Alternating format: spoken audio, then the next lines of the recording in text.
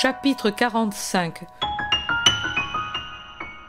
Le nouveau disciple Nicolaï d'Antioche.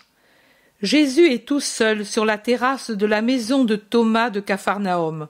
La ville est de loisir pendant le sabbat, avec une population déjà réduite, car les plus zélés pour les pratiques de la foi sont déjà partis pour Jérusalem, et de même aussi ceux qui s'y rendent en famille avec des enfants qui ne peuvent faire de longues marches et obligent les adultes à des haltes et à de courtes étapes. Ainsi manque dans la journée, qui est par elle-même un peu brumeuse, la note d'or de l'enfance charmante. Jésus est très pensif, assis sur un banc très bas dans un coin près du mur de clôture, tournant le dos à l'escalier, pour ainsi dire caché par ce mur. Il a le coude sur le genou et appuie son front sur sa main d'un geste fatigué, comme s'il souffrait. Il est interrompu dans sa méditation par un jeune enfant qui veut le saluer avant de partir pour Jérusalem. « Jésus, Jésus !» crie-t-il à chaque marche, ne voyant pas Jésus, car le muret le cache à la vue de ceux qui sont en bas. Et Jésus est tellement concentré qu'il n'entend pas la petite voix légère et le pas d'oiseau, de sorte que, quand le petit arrive sur la terrasse, lui est encore dans cette position de douleur. Et l'enfant en reste intimidé. Il s'arrête au bord de la terrasse, met son petit doigt entre ses lèvres et réfléchit. Puis il se décide et avance lentement. Désormais, il est derrière Jésus. Il se penche pour voir ce qu'il fait. Et il dit « Non, sois bon, ne pleure pas. Pourquoi? À cause de ces mufles d'hier? Mon père disait avec Jaïr qu'ils sont indignes de toi. Mais toi, tu ne dois pas pleurer. Moi, je t'aime bien. Et aussi ma petite sœur, et Jacques, et Tobit, et Jeanne, et Marie, et Michée, et tous les enfants de Capharnaüm.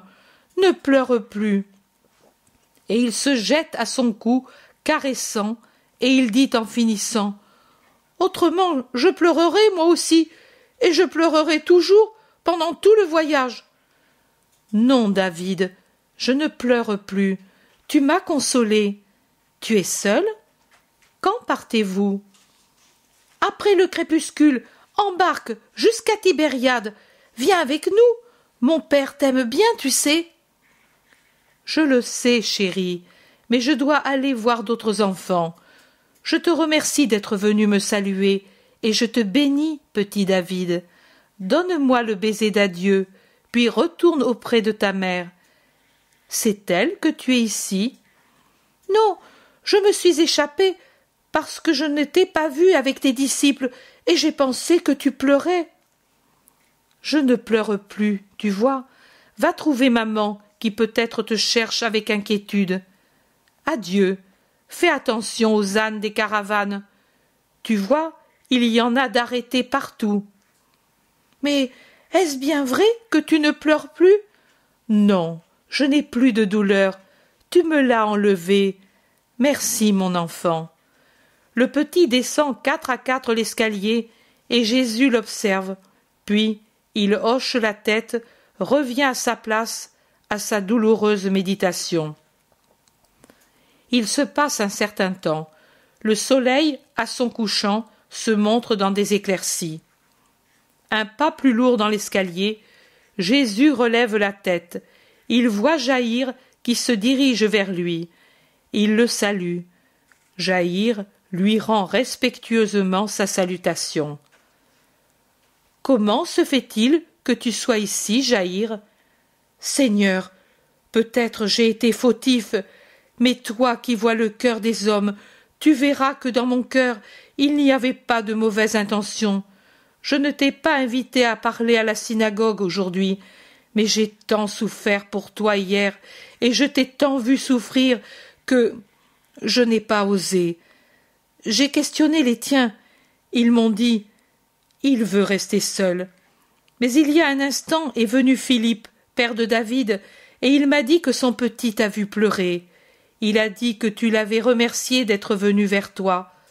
Je suis venu, moi aussi, maître.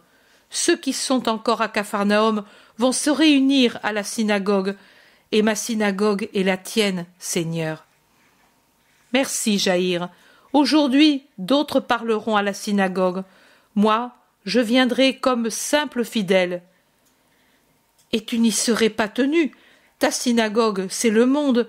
Mais ne vas-tu vraiment pas venir, maître? Non, Jaïr, je reste ici devant le Père qui me comprend et ne trouve pas de faute en moi. Une larme brille dans l'œil affligé de Jésus. Moi aussi, je ne trouve pas de faute en toi. Adieu, Seigneur. Adieu, Jaïr. Et Jésus s'assied de nouveau, toujours méditatif. Légère comme une colombe monte dans son vêtement blanc la fille de Jaïr. Elle regarde, elle appelle doucement « Mon Sauveur !» Jésus tourne la tête, la voit, lui sourit et lui dit « Viens à moi. »« Oui, mon Seigneur, mais je voudrais t'amener aux autres. Pourquoi la synagogue devrait-elle être muette aujourd'hui? Il y a ton Père et tant d'autres pour l'emplir de paroles. Mais ce sont des paroles. La tienne, c'est la parole. Ô mon Seigneur, par ta parole, tu m'as rendu à maman et à mon père, et j'étais morte. Mais regarde ceux qui vont à la synagogue. Beaucoup sont plus morts que je ne l'étais alors. Viens leur donner la vie. Ma fille, toi, tu le méritais. Eux, aucune parole ne peut donner la vie à quelqu'un qui, pour lui, a choisi la mort. Oui, mon Seigneur, mais viens tout de même. Il y en a aussi qui vivent toujours plus en t'entendant. Viens, mets ta main dans la mienne et allons. Moi, je suis le témoignage de ta puissance, et je suis prête à le donner même devant tes ennemis, même au prix de perdre cette seconde vie qui d'ailleurs n'est plus la mienne. Tu me l'as donnée, bon maître, par pitié pour une mère et un père. Mais moi, la jeune fille, une belle jeune fille, qui est déjà une petite femme aux 12 yeux qui brillent dans son visage pur et intelligent, s'arrête à cause d'un flot de pleurs qui l'étrangle en coulant de ses longs cils sur ses joues. « Pourquoi pleures-tu maintenant ?» demande Jésus en lui mettant la main sur les cheveux. « Parce que on m'a dit que tu as dit que tu mourras. » « Tout le monde meurt, jeune fille. Mais pas comme tu dis. Moi, oh, maintenant, je n'aurais pas voulu redevenir vivante pour ne pas voir cela, pour n'être pas là quand cette horreur sera. Alors, tu n'y serais pas non plus pour me donner la consolation que tu me donnes maintenant? Ne sais-tu pas que la parole, même une seule parole de quelqu'un qui est pur, et de quelqu'un qui m'aime, m'enlève toute peine? Si? Oh, alors, tu ne devrais plus en avoir, parce que je t'aime plus que ma mère, que mon père, que ma vie. C'est ainsi. Alors viens, ne reste pas seul, parle pour moi, pour Jaïr, pour maman, pour le petit David, pour ceux qui t'aiment, en somme. Nous sommes nombreux, et nous serons davantage encore. Mais ne reste pas seul, il vient de la mélancolie. Et instinctivement, maternelle comme toute femme honnête, elle termine en disant « Avec moi, près de toi, personne ne te fera du mal, et moi, du reste, je te défendrai. » Jésus se lève et lui fait ce plaisir. La main dans la main, il traverse les rues et entre à la synagogue par une porte latérale. Jaïr, qui est en train de lire à haute voix un rouleau, arrête la lecture et dit en s'inclinant profondément « Maître, je t'en prie, parle pour ceux qui ont le cœur droit. Prépare-nous à la Pâque par ta sainte parole. » Tu étais en train de lire Les Rois, n'est-ce pas? Oui, maître, j'essayais de faire comprendre que celui qui se sépare du Dieu vrai tombe dans l'idolâtrie des veaux d'or. Tu as bien parlé. Personne n'a rien à dire? Il s'élève un bruit dans la foule. Les uns veulent que Jésus parle, d'autres crient « Nous sommes pressés, que l'on dise les prières et qu'on termine la réunion. Nous allons à Jérusalem, d'ailleurs, et là, nous entendrons les rabbis. » Et ceux qui crient ainsi, ce sont les nombreux déserteurs d'hier que le sabbat a retenus à Capharnaüm. Jésus les regarde avec une extrême tristesse et dit : « Vous êtes pressés, c'est vrai. Dieu aussi a hâte de vous juger. Allez donc. » Puis, se tournant vers ceux qui les réprimandent, il dit : « Ne leur faites pas de reproches. Chaque plante donne son fruit. » Seigneur, répète le geste de Néhémie.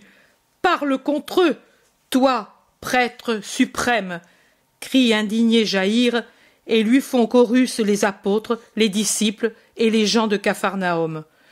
Jésus met ses bras en croix, et très pâle, l'air torturé et pourtant très doux, il crie : « Souviens-toi de moi, ô mon Dieu, et favorablement, et souviens-toi aussi d'eux favorablement. Moi, je leur pardonne. » La synagogue se vide, et il ne reste que ceux qui sont fidèles à Jésus. Il y a un étranger dans un coin, un homme robuste que personne ne regarde et auquel personne ne parle. Du reste, lui aussi ne parle avec personne. Il ne fait que regarder fixement Jésus, si bien que le maître tourne ses yeux dans cette direction, le voit et demande à Jaïr qui cela peut être. « Je ne sais pas, quelqu'un de passage certainement. » Jésus l'interpelle. « Qui es-tu ? » ?»« Nicolaï, prosélyte d'Antioche, qui se rend à Jérusalem pour la Pâque. »« Qui cherches-tu ? » ?»« Toi, Seigneur, Jésus de Nazareth, je désire te parler. » « Viens. » Et le prenant près de lui, il sort dans le jardin, derrière la synagogue, pour l'entendre. « J'ai parlé à Antioche avec un de tes disciples nommé Félix. J'ai ardemment désiré de te connaître. Il m'a dit que tu séjournais à Capharnaüm et que tu as ta mère à Nazareth, et aussi que tu vas au Gethsémani ou à Béthanie. L'Éternel a fait que je te rencontre au premier endroit. Moi, j'y étais hier, et j'étais tout près ce matin, alors que tu pleurais en priant près de la fontaine. Je t'aime, Seigneur, parce que tu es saint et doux. Je crois en toi. Tes actions, tes paroles m'avaient déjà fait tien. Mais ta miséricorde de tout à l'heure pour les coupables m'a décidé. Seigneur, accueille-moi à la place de ceux qui t'abandonnent. Je viens à toi avec tout ce que j'ai, la vie et les biens. Tout. » Il s'est agenouillé en disant les dernières paroles. Jésus le regarde fixement, puis il dit : « Viens, à partir d'aujourd'hui, tu appartiendras au Maître. Allons auprès de tes compagnons. » Il rentre à la synagogue où les apôtres et les disciples sont en grande conversation avec Jaïr. « Voici un nouveau disciple, le Père me console. Aimez-le comme un frère. Allons avec lui partager le pain et le sel. Puis, dans la nuit, vous partirez avec lui pour Jérusalem, et nous irons en barque à Hippo. Et n'indiquez mon chemin à personne pour qu'on ne me retienne pas. » Mais cependant le sabbat est terminé, et ceux qui veulent fuir Jésus sont en foule sur la plage pour négocier le passage pour Tibériade.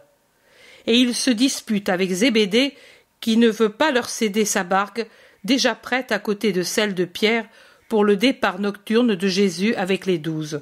« Je vais l'aider, » dit Pierre qui est en colère.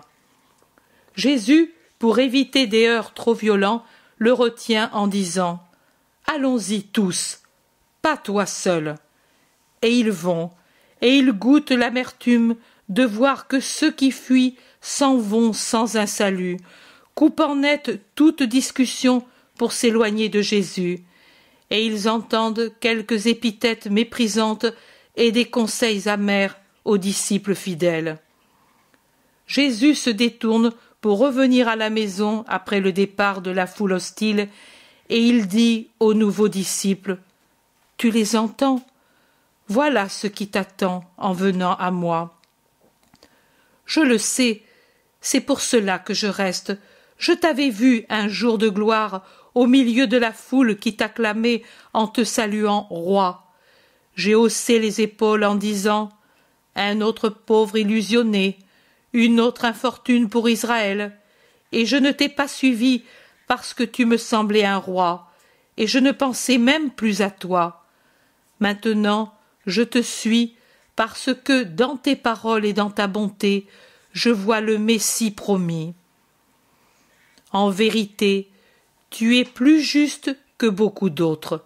Cependant, encore une fois, je le dis, que celui qui espère en moi un roi de la terre, qu'il se retire, que celui qui sent qu'il aura honte en face du monde accusateur, qu'il se retire, que celui qui se scandalisera de me voir traiter de malfaiteur, qu'il se retire. Je vous le dis alors que vous pouvez encore le faire sans être compromis aux yeux du monde. Imitez ceux qui fuient sur ces barques si vous ne vous sentez pas le courage de partager mon sort dans l'opprobre, pour pouvoir le partager ensuite dans la gloire. Parce que cela va arriver. Le Fils de l'homme va être accusé, et puis remis aux hommes qui le tueront comme un malfaiteur, et ils croiront l'avoir vaincu. Mais c'est inutilement qu'ils auront commis leur crime, car moi, je ressusciterai après 3 jours, et je triompherai. Bienheureux ceux qui sauront être avec moi jusqu'à la fin. » Ils sont arrivés à la maison, et Jésus confie aux disciples le nouveau venu. Il monte seul où il était d'abord. Il va même dans la pièce du haut et s'y assied pour réfléchir. Peu après, l'Iscariote monte avec Pierre. « Maître, Judas m'a fait réfléchir à des choses qui sont justes. » « Dis-les. Tu prends ce Nicolaï, un prosélyte, duquel nous ignorons le passé. Nous avons eu et nous avons déjà tant d'ennuis. Et maintenant, que savons-nous de lui? Pouvons-nous nous y fier? Judas dit à juste raison que ce pourrait être un espion envoyé par des ennemis. Mais oui, un traître, pourquoi n'a-t-il pas voulu dire d'où il vient et qui l'envoie? Je l'ai interrogé, mais il dit seulement « Je suis Nicolaï d'Antioche, prosélyte. Moi, j'ai de forts soupçons. » Je te rappelle que lui vient parce qu'il me voit trahi. C'est peut-être un mensonge, c'est peut-être une trahison. Celui qui partout voit le mensonge ou voit la trahison est une âme qui est capable de ces choses parce qu'il juge sur son propre modèle. Seigneur, tu m'offenses. Quitte-moi donc et va avec ceux qui m'abandonnent. Judas sort en claquant la porte brutalement. Cependant, Seigneur, Judas n'a pas tous les torts, et puis je ne voudrais pas que cet homme parle de Jean. Ce ne peut être que l'homme d'Andorre, ce Félix qui te l'a envoyé. Certainement, mais Jean est prudent, et il a repris son ancien nom. Sois tranquille, Simon. Un homme qui devient disciple parce qu'il sait que ma cause humaine est déjà perdue ne peut être qu'un esprit droit. Il est bien différent de celui qui vient de sortir et qui est venu à moi parce qu'il espérait être le premier ministre d'un roi puissant et qui ne se persuade pas que je suis roi seulement pour l'esprit. As-tu des soupçons sur lui, Seigneur? Sur personne, mais en vérité je te dis que là où arrivera Nicolaï, disciple et prosélyte, Judas de Simon, apôtre, israélite et juif, n'arrivera pas. Seigneur, je voudrais interroger Nicolaï sur Jean. Ne le fais pas. Jean ne l'a chargé de rien parce qu'il est prudent. Ne sois pas, toi, l'imprudent. Non, Seigneur, je te le demandais seulement. Descendons pour hâter le repas. Quand il fera bien nuit, nous partirons. Simon, m'aimes-tu? Oh, mon maître, mais que dis-tu? Simon, Mon cœur est plus sombre que le lac dans une nuit de tempête, et il est aussi agité que lui. Ô mon maître, que dois-je te dire? Si je suis encore plus sombre et agité que toi, je te dirai, voici ton Simon, et si mon cœur peut te réconforter, prends-le. Je n'ai que lui, mais il est sincère. Jésus met un moment sa tête sur la poitrine large et robuste, et puis il se lève et descend avec Pierre.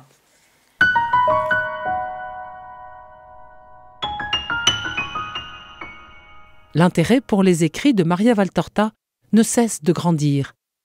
Et les fruits récoltés, vocation, conversion, sont immenses. Visionnaire de la vie du Christ, de la conception de Marie jusqu'au début de l'Église, sa description des personnages, de leur psychologie, la précision des lieux où ils évoluent, des coutumes et mœurs de l'époque, est proprement sidérante et à ce jour inégalée.